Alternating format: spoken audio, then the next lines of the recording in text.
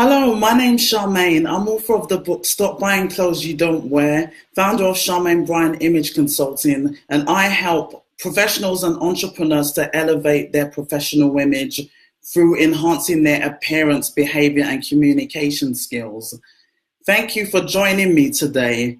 And I will be talking about how I got started at the Toronto Fringe.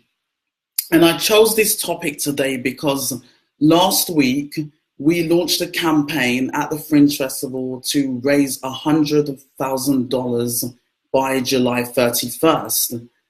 And I figured this is a great opportunity to speak about this on my live today, as it's such a new campaign. And because I work in the development team at the Fringe, this is something that, of course, I work on every day.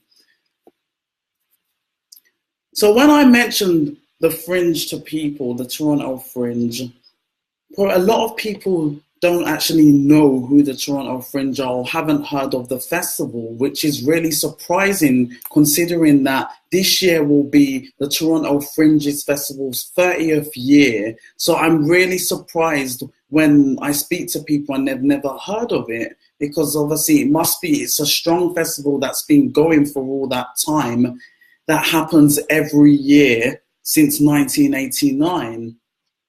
So who are the Toronto Fringe? So they are a non-for-profit grassroots organization that produce two major festivals per year, which is the Toronto Fringe Festival that happens in July. This year it happens to be on July 4th to the 15th.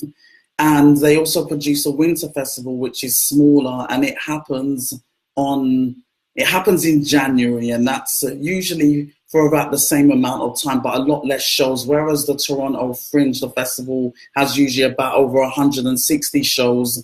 The Next Stage Festival in the winter has less shows, and there's a smaller range of artists.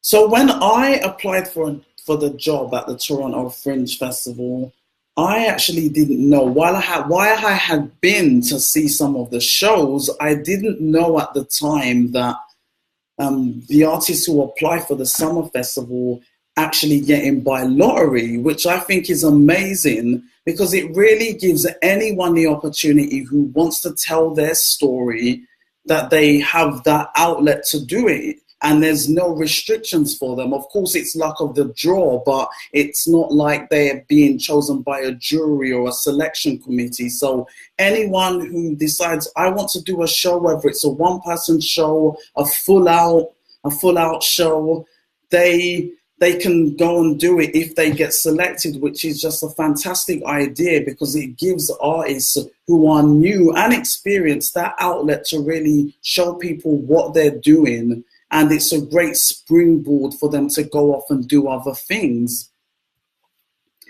So as I said, the Fringe Festival this year have launched a target of 100K to gain this by July 31st, which is a challenging target. And we're asking people to post videos, like not necessarily a Facebook Live, but if you want to do a live, great, and use the hashtag started at the Fringe, and say why the Fringe Festival is so important to them. I mean, we've had some great videos, and we've had some great videos posted giving reasons as to why the Fringe is great and what it has done for them. But why I wanted to get on my live today is because, as I said, we have this target and we want to raise awareness. When I speak to people, not many people have heard of the Fringe Festival. So we really want to put it out there that this festival happens every year. It's a great festival. It's an opportunity for artists to showcase their talent. So we really would like more people to know about it. And if you can, even better, donate to it. So how did I get started at the Fringe? Well, I started a few short months ago. I started in December 2017 in the development team. And I was new really to development. I hadn't done much work before. I'd worked in non-for-profits, but more on the research side. So this was new to me, and I've learned a lot in the short space of time that I've been there. And so it's been great in a sense of the job at the Fringe came at a perfect time for me personally, because of course, I do image consulting and I've been running my own business. But when you're a solopreneur, it's really challenging, and it's really about putting yourself out there and still trying to get clients and letting people know about what you're doing, which was pretty challenging. And when you don't have a job alongside that, it's hard. So I made the decision at the end of last year that it was time to go back to work after being nearly 2 years without a job. So the Toronto Fringe actually came at the right time for me, because I knew I didn't want to go back to work full time, and they were offering something part time, so it was perfect. Hey Tessa, thanks for tuning in. So yeah, it was perfect for me. And as I said, I've learned a lot working in development, and I just want to share a few tips because the Toronto Fringe, although it's been going for 30 years, they only actually have 4 full-time people who work on the festival all year round. So other than that, they have contract staff who come in nearer to the festivals to help out. But it is pretty much a very small core team that really relies on contract staff and volunteers to help run the festivals. So that was something that I found really interesting, because obviously I'd been to the festival before, assumed they had a lot more people who were running it and helping out. But it's just amazing what a mighty small team can do in 30 years. So I started in the development team, and I've learned a lot about sponsorship. And I'm just going to give you a few of the key takeaways that I've learned about sponsorship. Well, number one, when you are going after sponsors, make sure that what you're asking them actually aligns.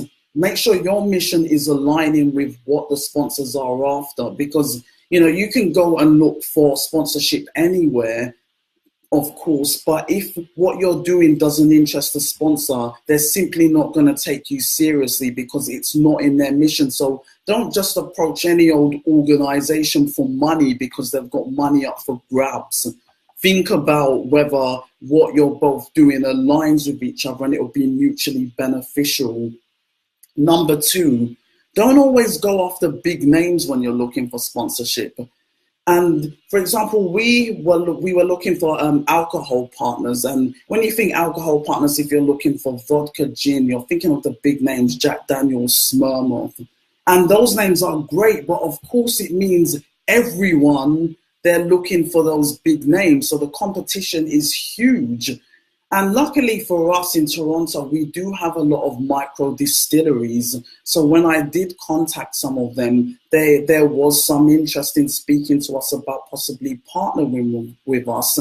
And we were really lucky to get one of the local micro distilleries to become our vodka and gin sponsor this year, which is amazing. So it's a local sponsor in this city, and it's an opportunity. It's giving them an opportunity to showcase their branding and what they offer in front of a wide audience. So that's really about it being mutually beneficial for us and for them. Another thing I found out was actually contact people who you know in organizations. We have like a 24-hour playwright competition in the Fringe where people are given the opportunities to write a play, and it is judged by a jury committee. But of course, again, we needed a sponsor for that. And when I was given the task of finding someone, at first I was looking at some of the obvious choices. And then when I kind of narrowed down, okay, maybe we could approach these people, I then thought, okay, I know someone in that organization. Why don't I approach them and find out who that person could be, who we need to get in contact with? Things happen so much quicker because they're in the organization. They can look up who you need to speak to, so you have the correct person, rather than it could possibly take a little while to find out who that potential person is who you need to speak to. And shout out to my friend Omani, because she came through for us. She gave us a name, and we managed that college. Centennial are going to be our sponsor for the playwright. So that was amazing, which we may have gotten in anyway, but it did help that we already had a name that we could approach straight away.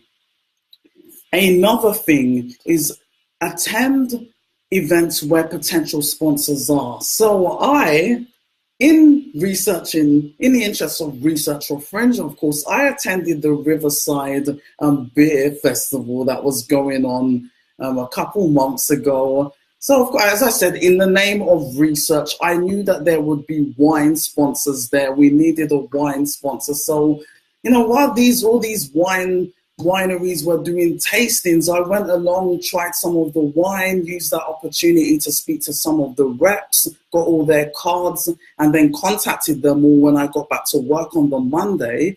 And again, luckily we managed to develop a relationship with one of them, and we managed to get a wine sponsor from it. So it really pays off to actually go to where sponsors are hanging out, because you can speak to them face to face. And when I emailed them, it was that opportunity to say, look, I met your rep at this festival, tried your wine, loved it. I mean, who doesn't like saying that who doesn't like hearing that you like their product? I'm sure that helped. So it really is a great idea to get out there and actually meet people face to face if you can, even if it's not the decision maker, but at least you have that leverage there already. Another thing I found out was, don't just straight up ask for donations, because a lot of companies only have limited budgets. They really can only help so many not-for-profits and organizations. If you're willing to meet them halfway, you could ask for match sponsorship, or instead of asking them to donate full products, you can say that you will purchase at a percentage, which again is what we've agreed with some of our partners. So it's a really good idea to show them that you can meet them part way, because as I said, they don't necessarily have the budget to give away sponsorship, because they only have so much that they can give away. But if you say to them, we're willing to put something towards it, they'll be more likely to help you out, because they're knowing that you're meeting them part way, versus, oh, can you just give us a donation? And there's only so many causes that they can help. So that was something that was really great that I found out with sponsorship. Another thing, the last thing I really found out, is keep following up with them until they say no, because you may send an email, you may call them.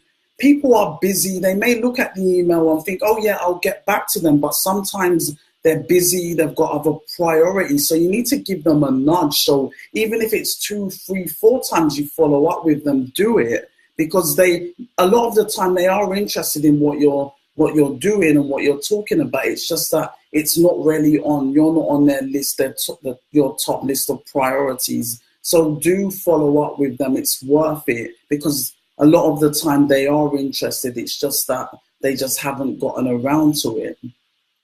So those are some of the few lessons that I've learned in my short space of time working in the development team on how to gain sponsors. And as I said, we have been really successful gaining some sponsors, which has been great. But of course, we still have that. We still have our target to raise the $100,000 by July 31st. As I said, we have a small, mighty team that runs the Fringe all year round, and all the proceeds, any ticket sales that we have from our festival, we give them straight back to the artists. So this fundraising campaign that we've launched is really about money for the Fringe, so that they can actually keep putting on these fantastic Fringe festivals twice a year to give artists those opportunities and those outlets. So if you could share this video, let people know about Fringe, and even more importantly, if you could donate to the Fringe, the address is fringetoronto.com/donate. Every little helps. And we would love to keep the Fringe going for another 30 years. So please do share this video, do donate if you can. So thank you for listening today, and thanks for tuning in. If you want to find out any more about the Fringe, do go to their website, torontofringe.com/donate. Find out more about us. Hi, Cody. But yeah, so thank you for tuning in today, and I look forward to seeing you at the Fringe Festival, July 4th to the 15th. And tune into my next Facebook Live next Thursday, 3 p.m. Eastern Standard Time.